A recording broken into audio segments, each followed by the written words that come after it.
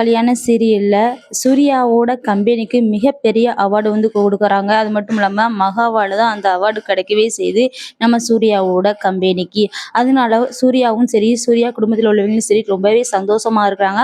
அது மட்டும் இல்லாம எல்லாருமே மகாவ பாராட்டி தள்ளுறாங்க.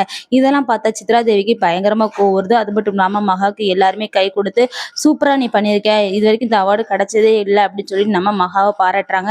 சித்ரா என்ன நினைக்கிறாங்க அப்படின்னா, நம்மளும் பாராட்டல, கை கொடுக்கல அப்படின்னா நம்ம வந்து பொறாமைப்படுறோம் அப்படின்னு சொல்லிட்டு ஏதாச்சும் நினைப்பாங்க. அதனால கை கொடுப்போம் அப்படின்னு சொல்லிட்டு கை கொடுக்குறாங்க.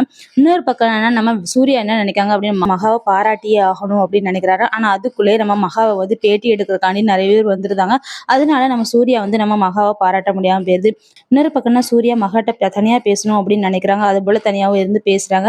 நம்ம சூர்யா நம்ம மகாவுக்கு வந்து பரவாயில்ல, உன்னை நான் பாராட்டியே ஆகணும் அப்படின்னு சொல்லி கையை பிடிக்கிறாங்க.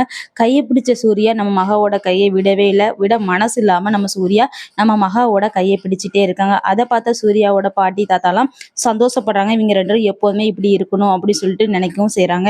சூர்யாவும் மகாவும் சேரணும், அவங்க ரெண்டு பேரும் ஒற்றுமையா இருக்கணும் அப்படின்னு நினைக்கிறவங்க மறக்காம லைக் அண்ட் கமெண்ட் பண்ணுங்க.